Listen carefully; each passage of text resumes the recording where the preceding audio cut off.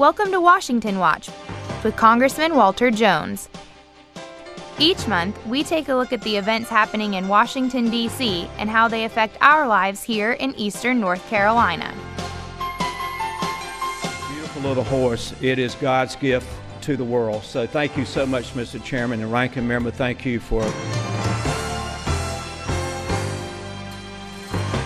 And now, here's your Congressman, Walter Jones. Welcome to the February edition of Washington Watch. Today I have a special guest that I am so proud to have on the show. It's Lou Fisher. And let me tell you a little bit about Lou.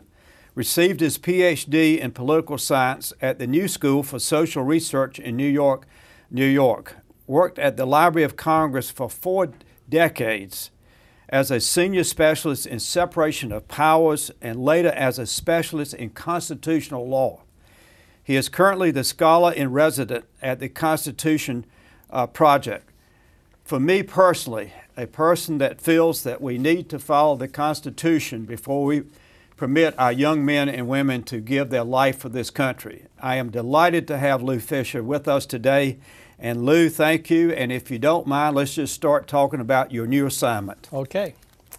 My new assignment is to write a book on Congress called Congress: Protecting Individual Rights. And people will be surprised that Congress, compared to the Supreme Court and the President, has, I think, a much better record. But no one looks at that. Everyone bows down to the Supreme Court, bows down to the President. No one bows down to Congress, as you know. No, they don't. But if you look at what Congress does, blacks, women, children, Native Americans, religious liberty, it's a spectacular record, and that's what I'm going to write about. Well, Lou, I wanted to touch a little bit. You and I have had many conversations in the past few years. I know a couple of times years ago that Bill Dillahunt and I had an issue dealing with war powers, and we did get a hearing before a subcommittee, and there were 2 or 3 panels of experts on the issue of war powers, and you were on one of those panels, I remember. I would like for you to share, as you know now, that President Obama, we passed 2 AUMFs, Authorization of Military Forces. When President Bush was in office, one was to deal with Afghanistan shortly after 9/11, going after bin Laden, and then the second was, the AUMF was to go into Iraq. I, quite frankly, think that we in Congress should follow the Constitution and not give the President so many AUMFs, or Authorization of Military Forces. How about sharing your views, whether you agree with me or not, your views on the importance of following the Constitution as it relates to committing our young men and women to die? You know, a lot of people talk very positively about the framers, very proud of the framers. But then underneath all of that is this belief, particularly in war powers, that the framers were in the 18th century. So what do they know about the 21st century? And the point I make to people is that the framers didn't talk about a time period, they talked about human nature. So in the Federalist Papers, number 4 by John Jay, his expertise was in foreign policy, but he made the point that all the framers understood that if you look at history, when single executives go to war by themselves, they don't go for national interest, they go for pride, they go for ego, they go for family reasons, for party reasons, leading to a disaster for the country in terms of lives lost and fortune squandered. So that's about human nature now. I don't think human nature has changed since that time. And I think what the framers worried about has been confirmed. We've had presidents go to war. As you know, President Truman went to war against Korea and never came to Congress for authority. President Johnson did come to Congress, but then he escalated the war beyond anything that anyone would have known. President Clinton, as you remember, went to military activity all around the globe, never came to Congress one time. And then most recently, we had President Obama go into Libya by himself, never came to Congress. And I think my view is that's one more disaster because we have made a basket case out of Libya. It's now a breeding ground for terrorism. So there is a front door, and it's called going to Congress and getting authority first. Lou, I kind of blame Congress itself, and I blame myself too. Let me be fair about that. Madison said, and I'm going to paraphrase basically, that it is Congress's responsibility to debate the cause of war and then to debate going to war. And too many times Congress gives that authority into the hands of the president, which you just made this point. I believe sincerely that President Obama should have come to Congress, at least given us a chance to debate his going into bombing Libya to take out Gaddafi, and as you said, now it's a breeding ground for jihadists. I will always go to my grave regretting that I gave President Bush the authority to go into Iraq, because I believe whether Saddam was an evil dictator, which I think we all would agree he was, but he knew his country better. So now we've taken out Saddam in Iraq, we've taken out Gaddafi in Libya, and we got a total chaotic jihadist mess, so to speak. Yeah. And yet we never followed the Constitution. We passed the AUMFs, to me, and I regretted my vote, that I was not more like Ron Paul, who you know well, by saying we have a Constitution. And therefore, I made the mistake of giving President Bush an AUMF. And the funny thing, Lou, this past year, meaning 2014, when we had the National Defense Authorization Act, Adam Schiff, a very bright member of the House from California, introduced an amendment to sunset the AUMF that we gave President Bush, and we could not get enough votes to sunset it out. Wow. So that's why Obama now is coming to Congress. I don't think he really has to be honest with you, and I think he wants to get more cover from Congress rather than following the Constitution. But this, again, is one of several areas of the Constitution that you have been so knowledgeable of and shared your professional views with many of us. Here's a question. We've had military activity against the Islamic State since last August. And yet Congress apparently is still waiting for the administration to draft language. Congress doesn't have to wait for that. They know how to write language. So silly. I mean, it's irresponsible. You look like a second-tier branch of government. Okay, we're not going to do anything unless you draft and give it to us. That's not Congress. Lou, I actually talked to you about it and talked to Bruce Fine about it, and a year ago put in a House resolution, meaning to the viewers it didn't have to go to the Senate. It would just give the House the right to debate the issue. President Obama used that for an example of bypassing Congress to bomb Libya. I wanted us to have a resolution on the floor warning the president that in the future, if you should bypass Congress to bomb another country, that we will follow the Constitution and use impeachment. I remember your resolution, and I think it would be the perfect message that you're going to get a heads-up warning. And if you go past it, then you don't belong in office. No, I think that's the perfect resolution. Well, Lou, you helped me, and again, Bruce Fine did, and the most frustrating thing, I'm going to go back to a point you just made a moment ago, the leadership of the House would not even give me a hearing on that House resolution in the subcommittee, chaired by Trent Franks, a wonderful member of Congress from Arizona who knows the Constitution. Trent tried to help me, but said that the leadership said we didn't have enough time. If you don't have enough time to debate war, then you don't have enough time to do anything up here, in my opinion. Yeah, because we're not just talking about war, we're talking about the power of the purse. Absolutely. And this administration has already said what's going on with the Islamic State is going to be for a period of years into the next administration. Lou, I spoke to the Young Americans for Freedom in Chapel Hill this past weekend, and I gave them the figure to make your point again, to reiterate your point, that we're spending $300,000 an hour just to bomb. America is in debt up to $18.1 trillion. How much more can we keep doing this? No. You know, I wrote a piece some months back, I sent it to your office, saying that in 1990, when the first Bush wanted to go to war against Iraq, he was getting money from other countries, Japan, Germany, France, because they need oil from the Middle East. So they're willing to pay for the bulk of the cost.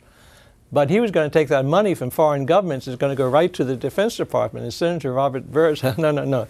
It doesn't go to the Defense Department. It goes to Treasury, and then we in Congress get to appropriate it out.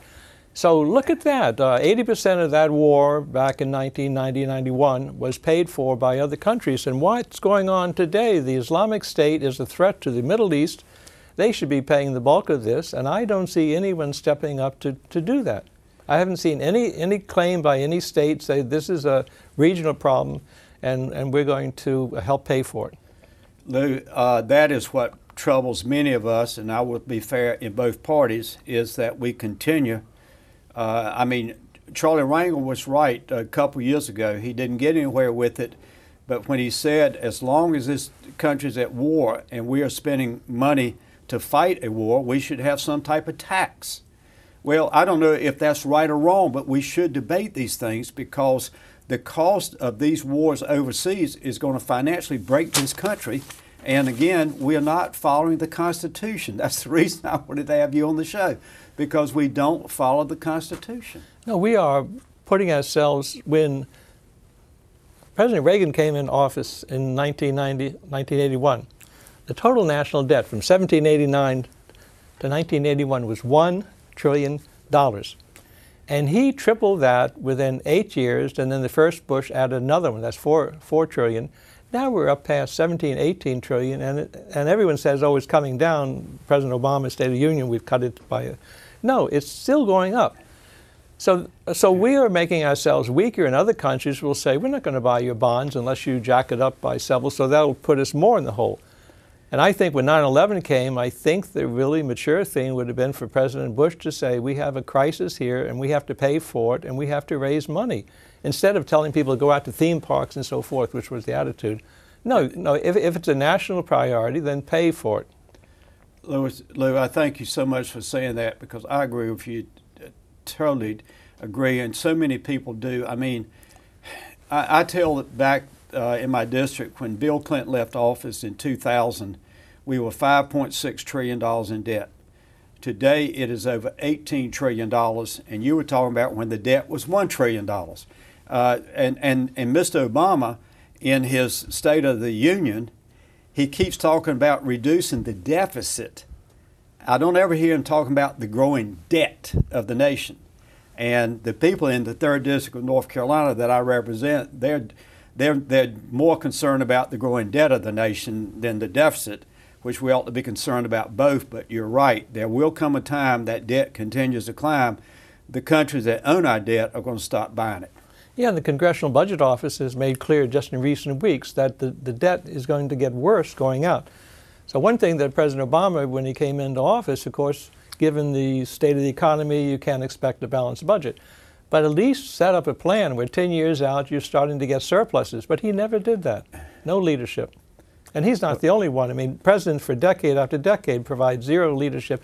I will say, in terms of President Clinton, when he left, because of the statutes that were passed, they were projecting surpluses. Right. I have said in my district, to the dismay of many Republicans, that the best president since I have been in Congress was Bill Clinton, because when he left office, we were headed toward a surplus. I'm very concerned, your point that you just made, that these foreign countries will get to where they have no confidence that America will deal with its problems. Yes, it's a big worry. I don't know.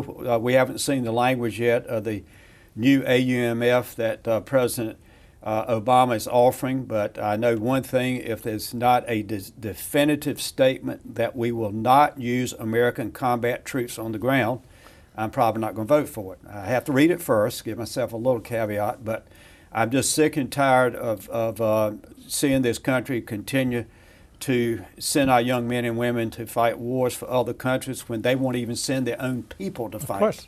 Now here's something I find bizarre, is that we kept asking, after August when military operations started against the Islamic State, we kept asking the administration, on what authority are you doing this? And occasionally the press secretary for the president would say, oh, this is the authority, or maybe the Defense Department, or maybe the State Department. And then also unnamed administration officials would talk about it. Do you know who hasn't said anything? The Justice Department? We don't have anything from the Justice Department. What is the authority for doing this? Interesting. And some people will say, of course, the second AUMF, that can't be a source of authority. That was a source of authority to go to war against Iraq, which was a threat to us. That's not the situation today. You can't cite that. Well, I think that obviously intellectuals like yourself, and I'm not an intellectual, but I can certainly say that I agree totally, that we are at a point where Congress has allowed the president to have too much leeway when it comes to war issues. And I think it's simply because our leadership, I cannot speak for the Senate, but I can speak for the House. I think it's something that the Speaker of the House doesn't want to deal with. He just wants Mr. Obama to make the decision, and then we'll debate whether we should follow or not. But he's not going to lead on the issue. Remember was it June and July, the House did take a vote on war powers to protect congressional prerogatives. It passed 340 to 40, so bipartisan. And you read that debate, and it's very intelligent, informed debate. I say more intelligent, more informed than anything you get out of the executive branch. So that was kind of an eye-opener. And then we have the bizarre situation, again bizarre, about Syria a couple of years ago. President Obama is ready to go to war. Then he comes on the famous, I think, a Tuesday night address. He says, under our Constitution, we're stronger if the two branches work jointly. But then he says, I have authority to do it by myself anyway. So he's always at cross purposes the way he talks. But I'm afraid, we've already talked about what happens when you get rid of Gaddafi in Libya and Saddam Hussein in Iraq. And people say we ought to get rid of Assad. Yeah. And I don't know what it is that gives the United States the right to remove people, but I'm afraid that if you got rid of Assad, there'd be two communities who could be wiped out. And his own community, the Alawites, they're Shia offset, and they're scared to death if he would leave off. But the other community is Christians. They've been there a long, long time, and they are very afraid because he has protected them. Absolutely. So we could, by removing Assad, lead to the massacre of millions of people. Well, Lou, you and people like my friends, and I consider your friend Ron Paul, that have, I think, the smart views, so to speak, on our foreign policy, and it's based on the Constitution. It's based on what you, from your learned position, have understood that the founders, the writers of the Constitution intended as it related to the issue of war powers. And look at the irony that we go around the world and we like to export democracy. And look what we're doing to it here. Democracy means self-government. It means that the people pick people like yourself to be representatives. That's what a democracy is. But we talk democracy and then we wipe it out by saying, oh, the president can do things unilaterally. That's not democracy. Absolutely. Well, it's frustrating. I'm in a group called the Liberty Caucus. We are Justin Amash. I'm not going to name everyone, but about 20 of us in there who try to follow the Constitution the best we can. And we definitely believe in the concerns that we've shared today about foreign policy, that too often we negate our responsibility, and I think we should be held responsible because of all the young men and women who give their life and limbs for this country. Well, look at one of the pathetic things said, and a lot of this has started after World War II. Truman goes to war by himself. But throughout that time, a lot of scholars and media said that, oh yeah, the president should have it because that's where the expertise is. And you look for the expertise, and all you see are terrible misjudgments. So we have, of course, in October 2002, the Bush administration said we have to go to war because Iraq has weapons of mass destruction. They gave 6 reasons, and I thought all 6 were dubious, to be polite about it. Then later we know that 6 were 100% empty. 6 Absolutely. reasons, 6-0. Absolutely. Lou, I want to thank you. Time's about to expire on this first part of our show. You're a very impressive man who fully understands our Constitution. In just about 1 minute, Glenn Downs, my Chief of Staff, is going to come here. We're going to talk about some issues for Eastern North Carolina. Thank you. Thanks very much. Good to see you. That was great. Thank you, Lou. God, that was great.